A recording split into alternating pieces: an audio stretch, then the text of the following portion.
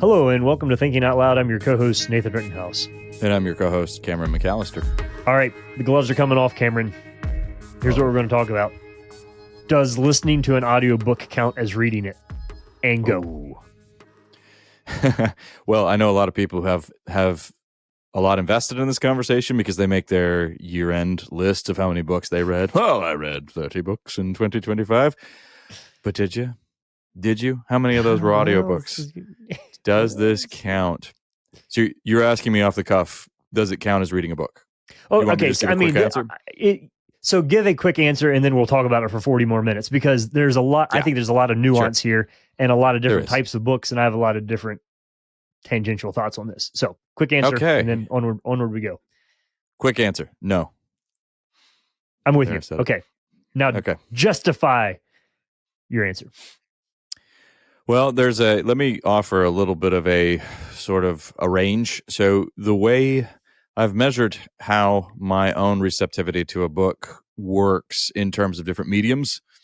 And for me, it goes codex, the actual physical, real book in my hands, that ancient technology that remains so vital and relevant. So there's that. That's the best. Second on the list would be an electronic reader. So I do have a Kindle. It's not an all or nothing equation for me. You know, people have asked me in the past, are you going to make the switch?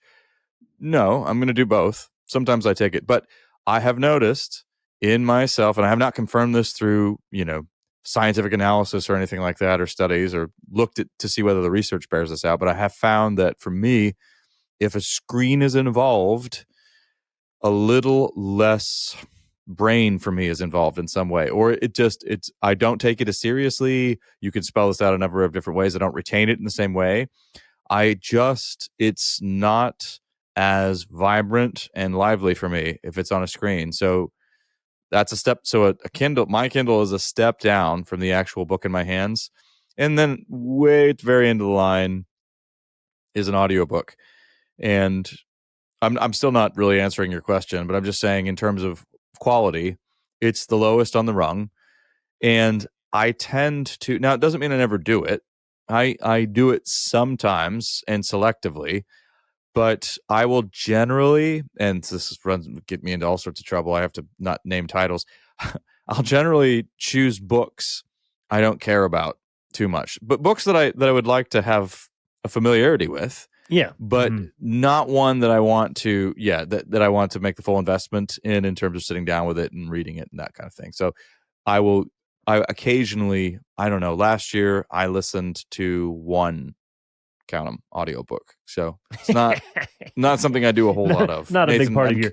Love to hear your thoughts on it. But you do listen to a lot of like podcasts and different things. Like you're consuming a lot of material. I don't count that as reading. I've heard people count that as reading. I certainly do not.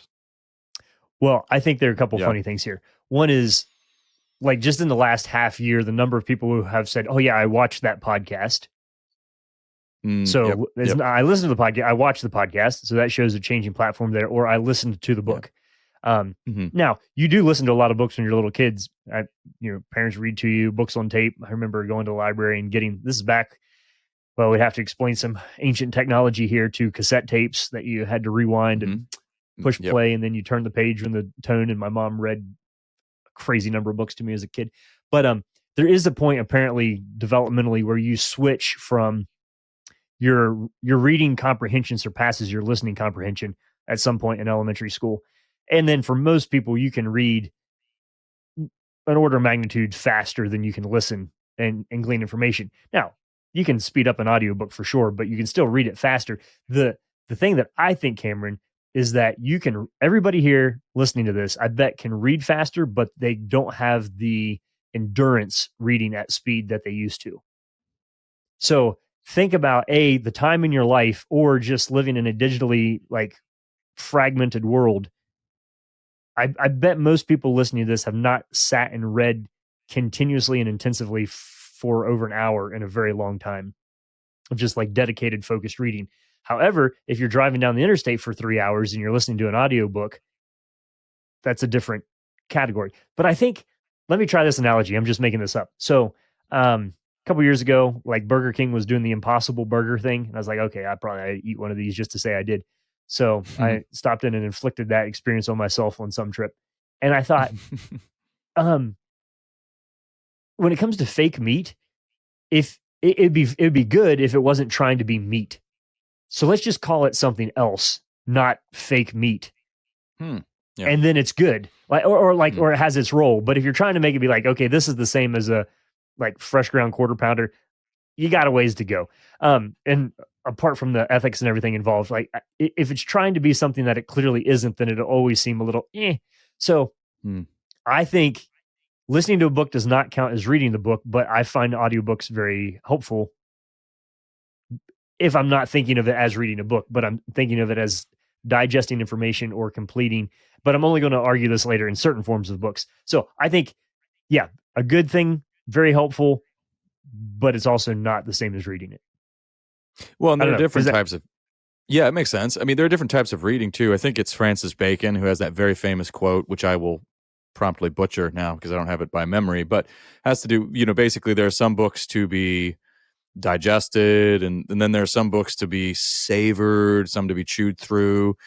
So there are different types of books. So some, if you're just interested in gleaning some of the information from the book, and some people, this is just how they operate with everything. They just want to mine it for data or info.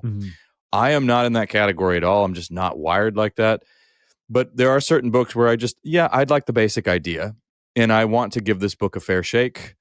So at the risk of, we've offended some people with this one, but so Megan Basham, I'm not buying Megan Basham's Shepherds for Sale.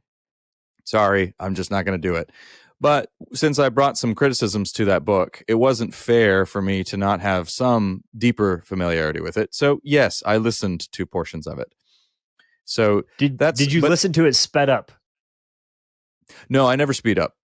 Okay. I'm kind of philosophically opposed to that, but just personally philosophically opposed. I have no problem with other people doing that, but for me, we can get into that's actually not really that relevant. But no, I didn't speed it up. But let me try something out here. And so it makes sense to if you've got a book that is, let's say there's a book on good fitness tips and strategies. It makes a lot of sense to me to listen to a book like that.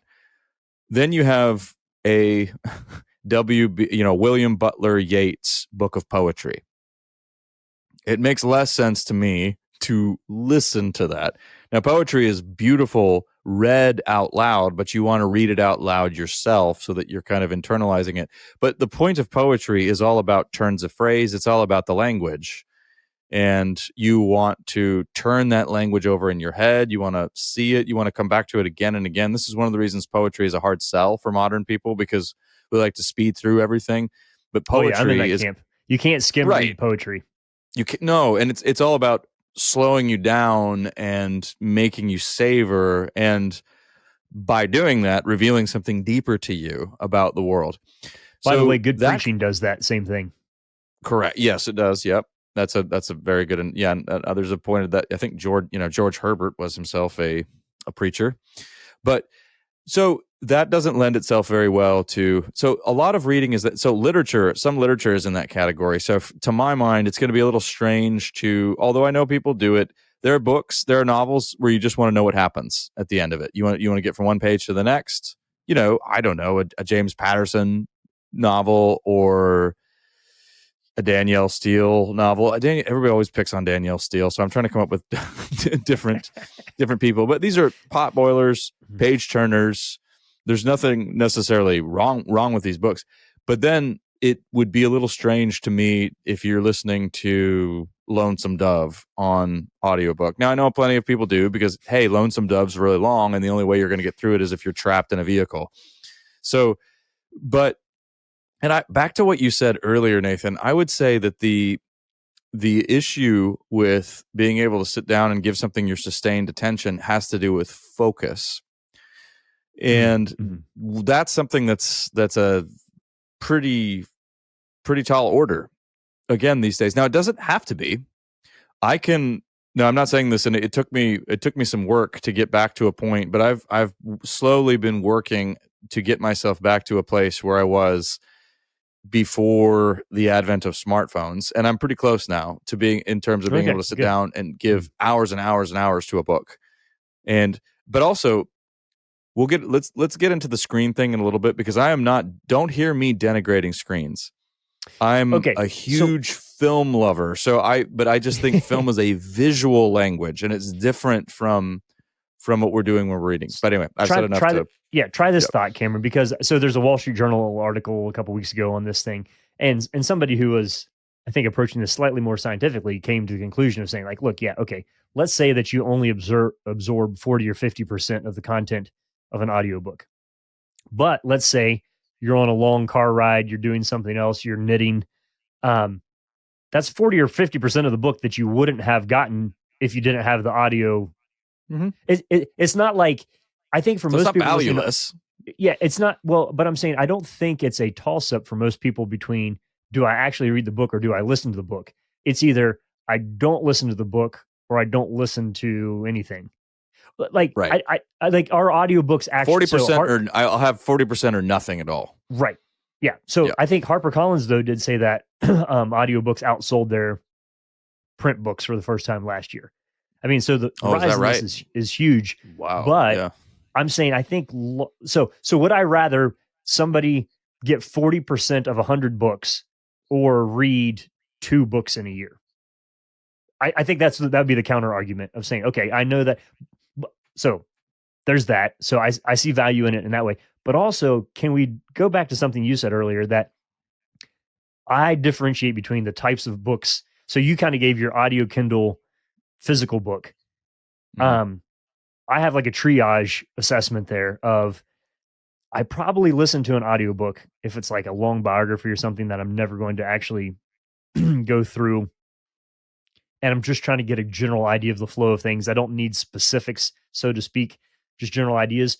Or like if it's a book that like a lot of people are talking about, but I think I kind of know what's already in there and I just need to cruise through it, an audiobook sped up is a great way to blast through the general ideas. Or sometimes if it's a book that somebody recommends and I'm like, I don't really know, if you can find like a good 1-hour lecture from the author on YouTube, go for it. But like, I don't count that as reading or deeply engaging. It's just like an introduction to the general principles that this person is espousing. So there's that.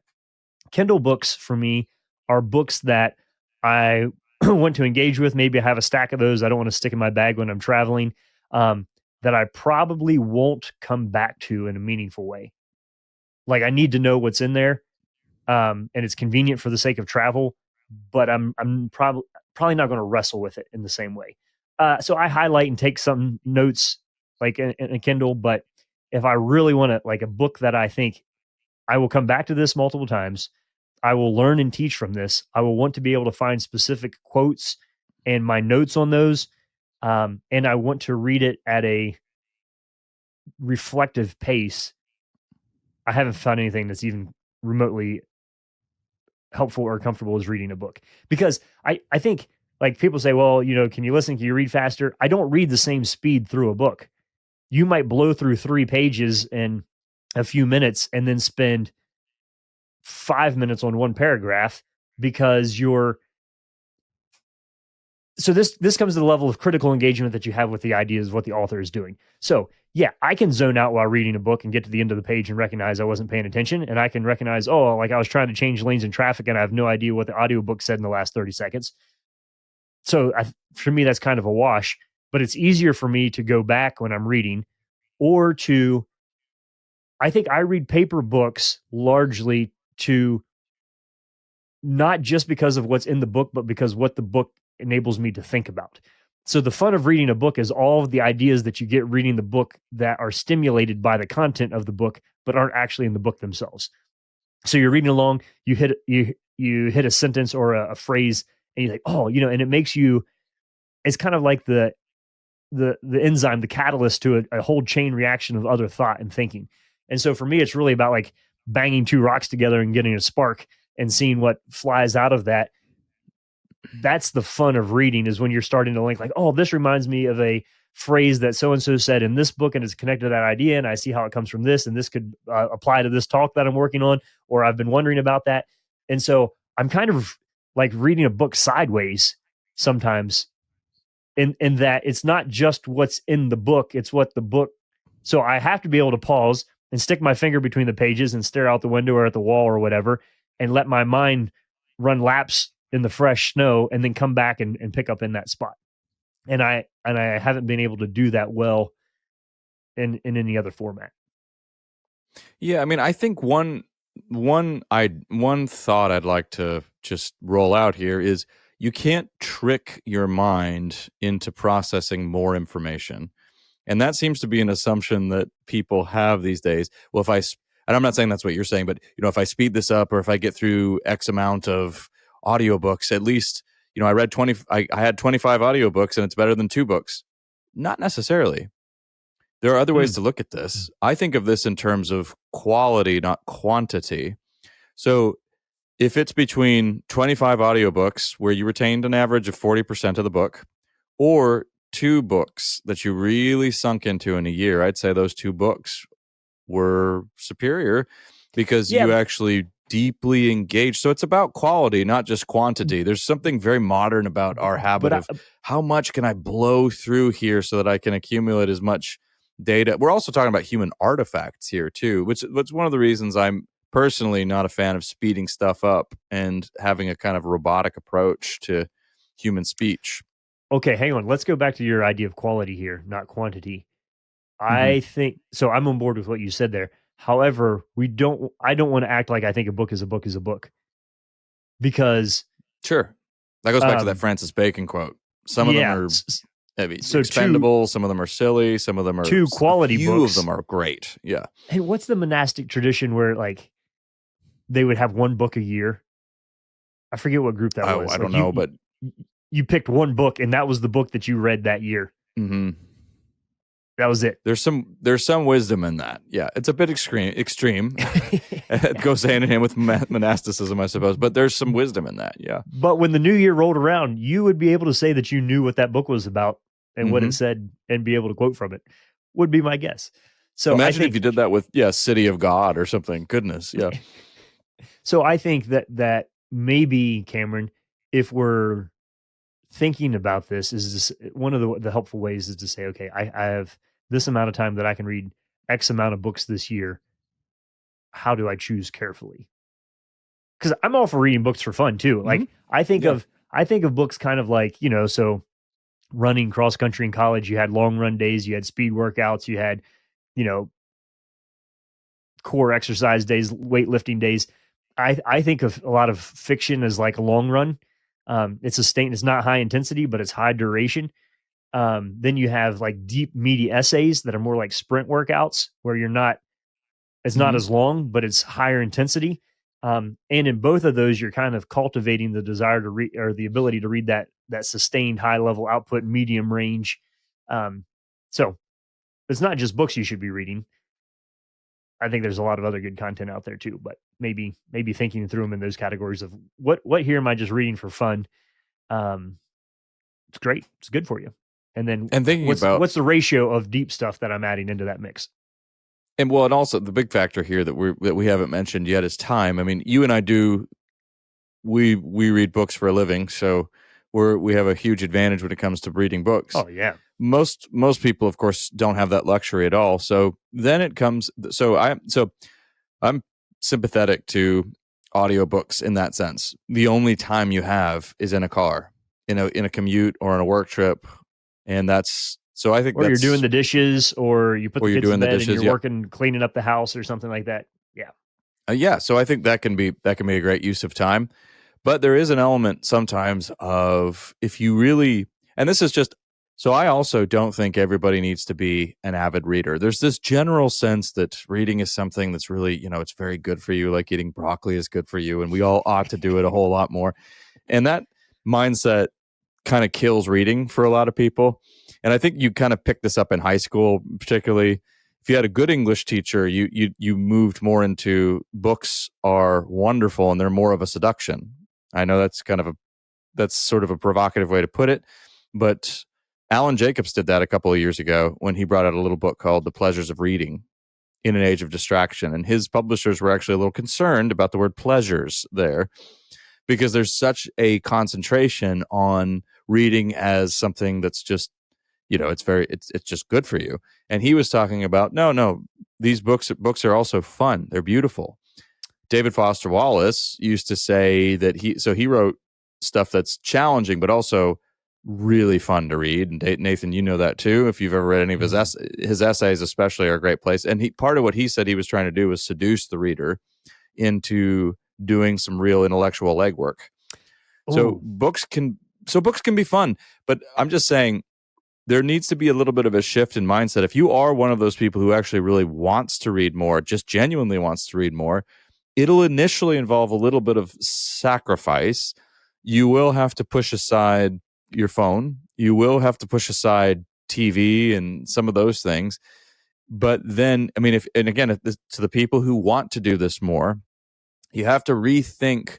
For many of us modern people, we have to rethink free time. Our free time is we're so accustomed to just chasing a distraction or just going into a passive mode where we just passively absorb something and tune out for a little while. But with reading, we don't, you're more active. It's not passive, but it can still be fun.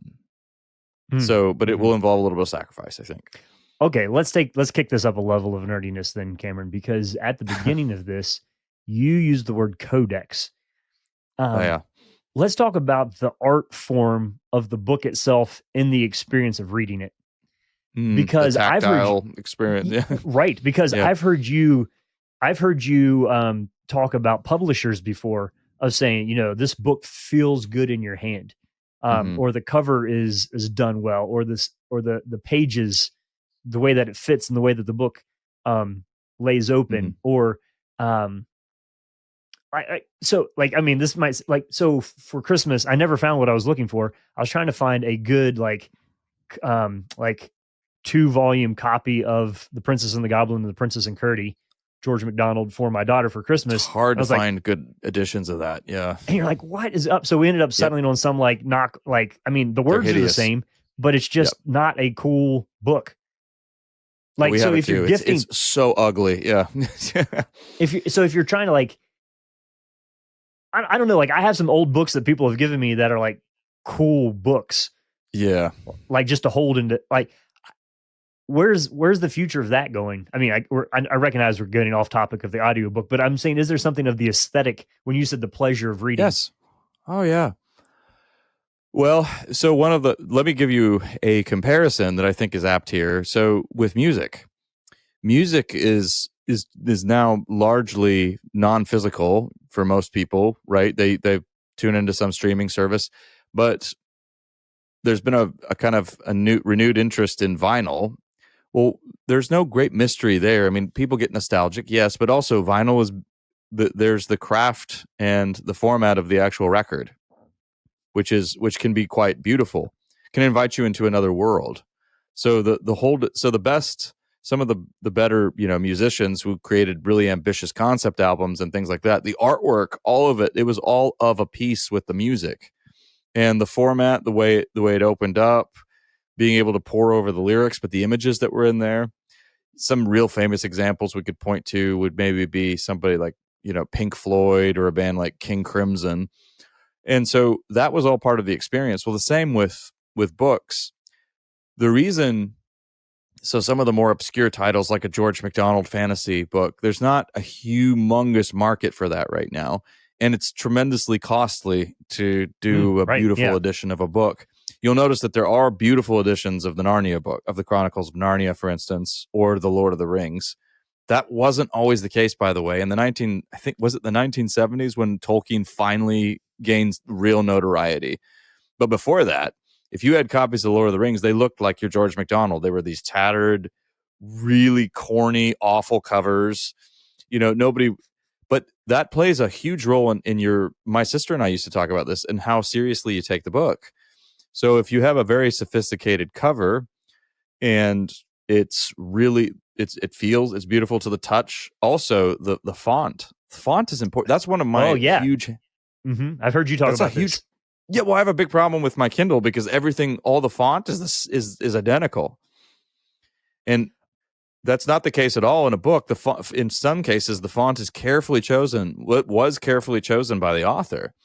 So again, so that also plays a role. But that return to that physicality, there's a lot has been written on that. A lot of ink has been spilled on it.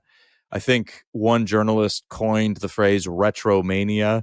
And I think that's getting at some of it. I mean, talking about how, our craze, it was basically just, it's nostalgia and all that. Some of it may be, but it's not all nostalgia. Part of it is that we are embodied creatures, obviously. And so we like things in our hands. I like a record in my hand. I like a book in my hand.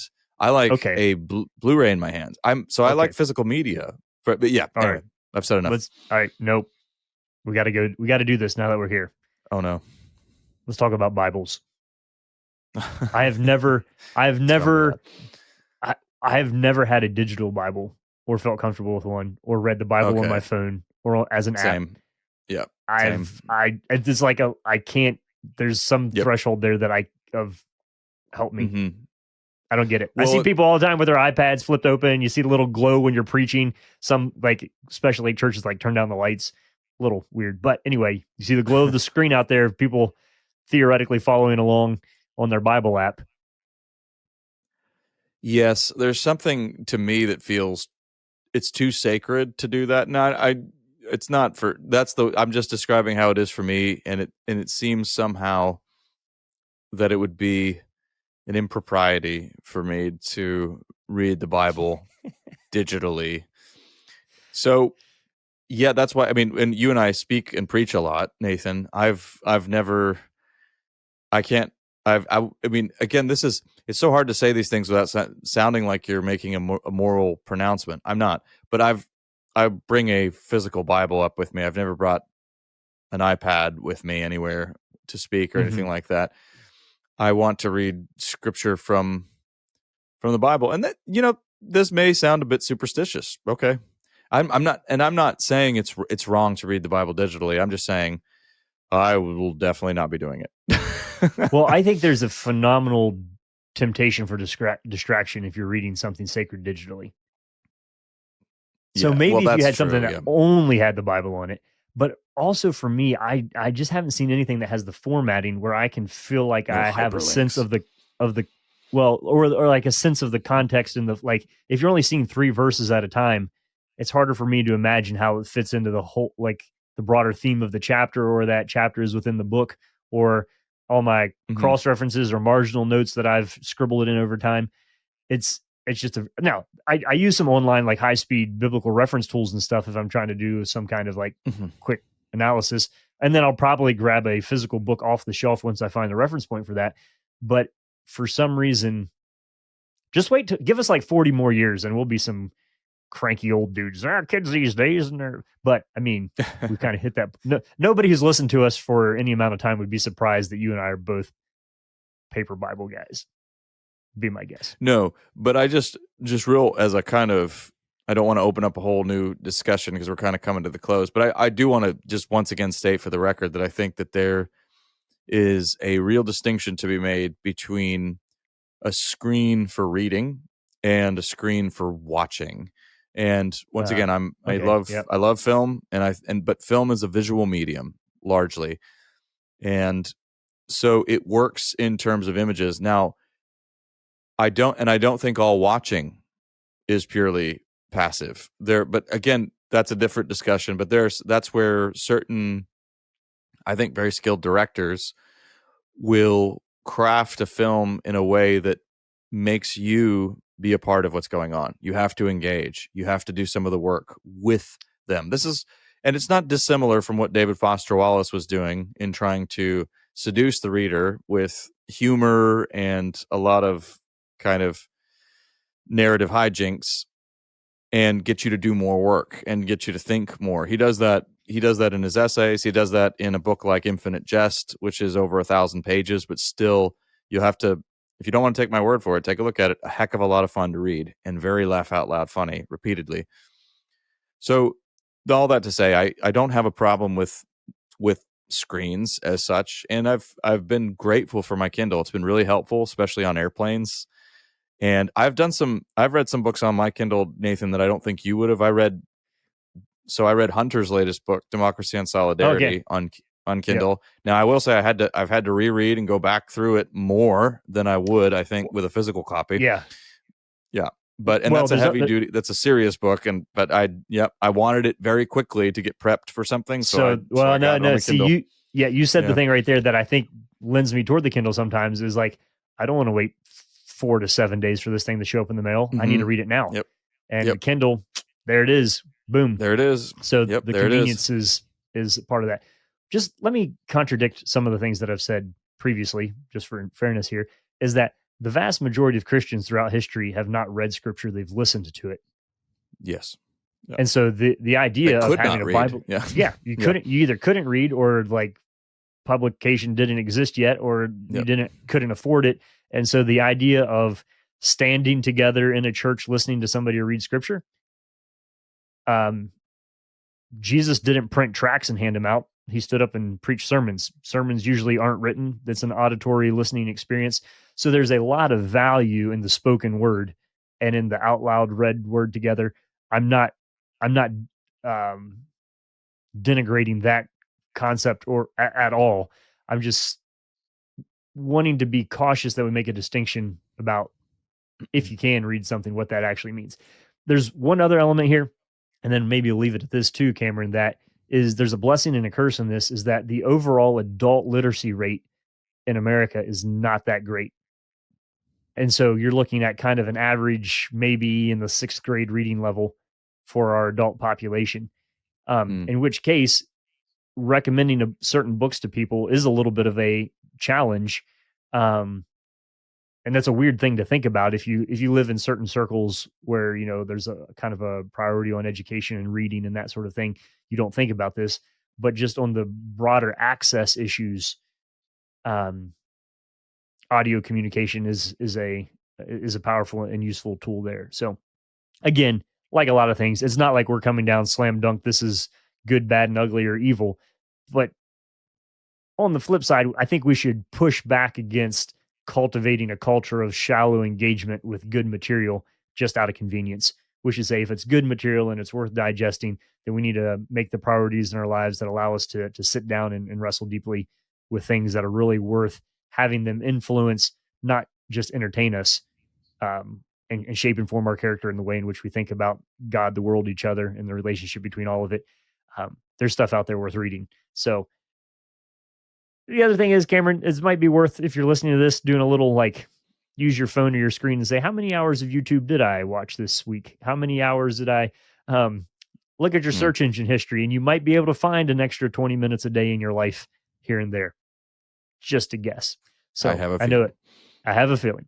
So anyway, I hope you guys are all enjoying some good winter weather and have the opportunity to sit down with a book in a corner somewhere and hold it in your hand and pour over the pages and stare out the window and watch some snow flurries or something, and be thankful for letting your body rest and your mind work, or maybe even your mind rest as you do that. And I hope that some of you are cruising down the interstate, picking up interesting little tidbits from your audiobooks along the way too. So those would be, I think, broad principles for how Cameron and I kind of process and think through whether or not listening to a book counts as reading a book.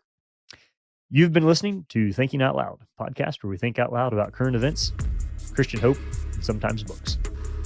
Thanks for listening to Thinking Out Loud. If you'd like to learn more about what we do, book Nathan or Cameron, or if you'd like to support us financially, whether through a one-time donation or on a monthly basis, you can do so on the donate page at www.toltogether.com. That's toltogether.com. And please consider leaving us a 5-star rating and sharing this content with your friends. It really does help.